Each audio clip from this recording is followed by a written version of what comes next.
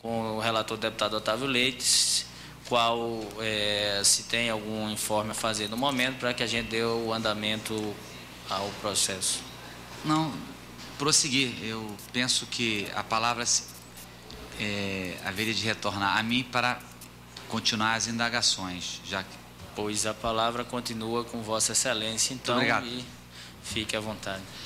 Bom, como eu disse, eu ouvi com muita atenção as reflexões estimulantes do Dr. Cláudio, do ministro interino, sobre esse que é um tema que nos convida a uma reflexão profunda, né? Nos chama muito a atenção, é preciso mergulhar realmente na matéria. Nós estamos a cuidar da ideia de elaborar um diploma legal para o Brasil como um todo, que seja simples, objetivo, estimulante, não cerceador, que compreenda o fenômeno das lan houses, enfim, que isso sirva de um ponto de apoio para a expansão cultural, educacional e social brasileira.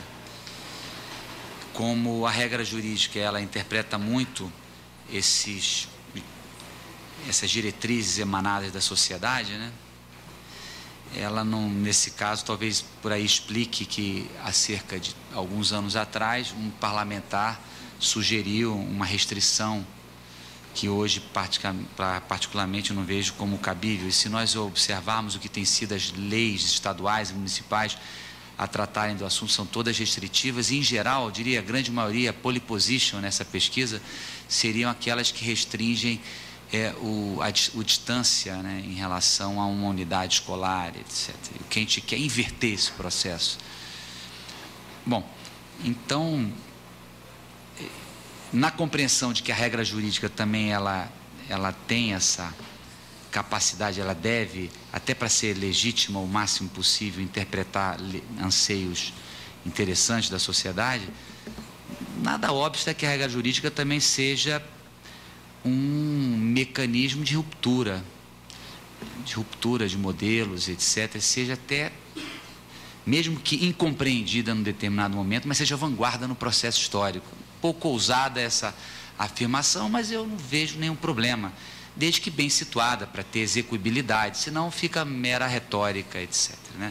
Ou uma norma programática Y que não se consolida naquilo que a gente quer e fazer acontecer, né? O que se intitula eficácia jurídica, né? Não adianta tentar legislar sem compreender que a eficácia jurídica é um fim em si, por conta desse imperativo, né? Do contrário, vamos apenas filosofar. Então, isso é uma discussão doutrinária, mas nós temos que avançar, né? A filosofia do direito, ela inspira, mas não tem jeito. Você acaba, num viés mais positivo, tendo que oferecer ao ordenamento jurídico brasileiro alguma coisa que seja promissora, né? Importante. Eu me lembro, eu era mais garoto, quer dizer, mais garoto é até bem uma certa ousadia de minha parte, mas lá para os idos do colégio, né, eu voltava com os colegas para casa de um deles para trabalho em grupo, e a mãe, que era uma mulher de muita cultura desse meu colega, disse o seguinte: vocês têm que ler Alvin Toffler, tal, a terceira onda. O senhor se referiu a isso, né? Eu não li Alvin Toffler, mas ele falava, eu não sei se ele chegou, depois ele teve um outro texto, um outro importante texto, eu não sei se ele chegou já a entrar na informática, na geração, etc. O senhor me corrija e me ilustre apenas por uma dúvida. Porque o senhor fala das palavras, né, dos dialetos, do senso comum, coisas do gênero, e não custa lembrar que, sei lá, 2 séculos atrás, no Rio de Janeiro, se falava era o Tupi-Guarani. Não se falava o português preponderantemente, era o Tupi-Guarani. Ainda muitas expressões ainda originárias do Tupi-Guarani, né? E você tem a evolução aí dessa dinâmica social. E a juventude hoje, embora se comunique muito através dessa via, em profusão cria e pratica neologismos, né? Ou termos, expressões inadequadas à linguagem formal. Essa juventude, essa geração, daqui a 20, 30 anos estará aí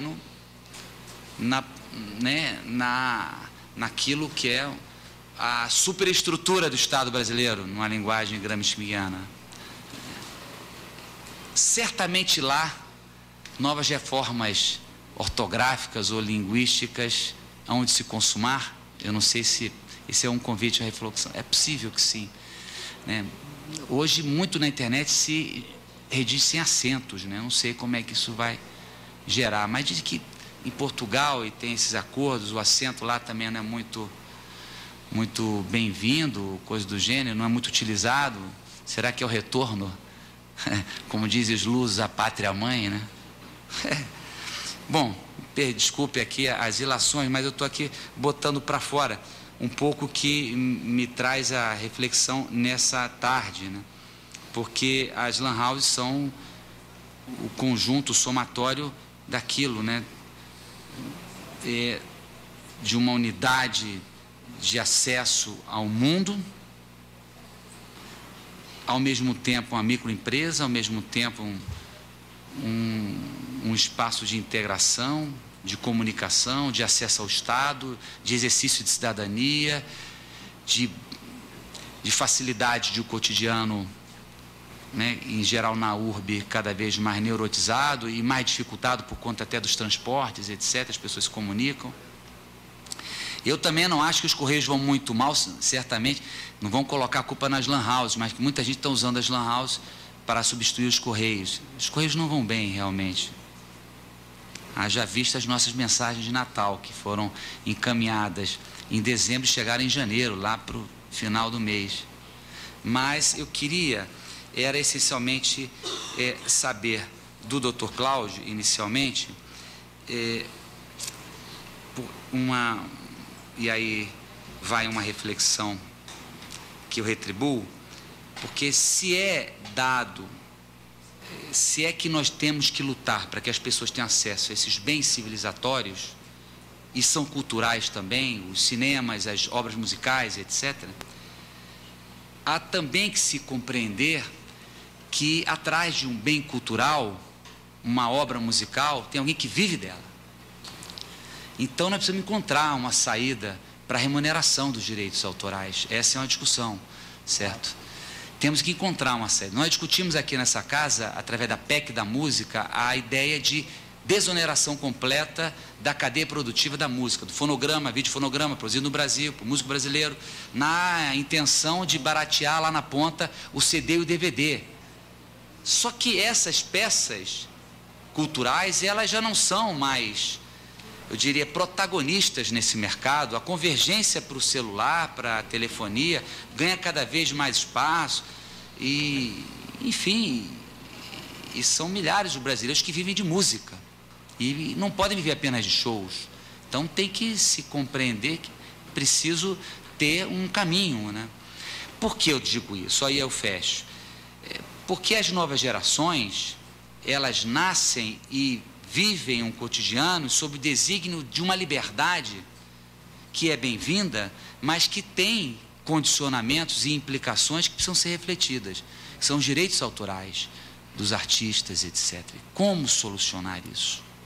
Não sei se vocês pensaram um pouco sobre isso. Eu queria trazer essas reflexões aí para considerações dos senhores.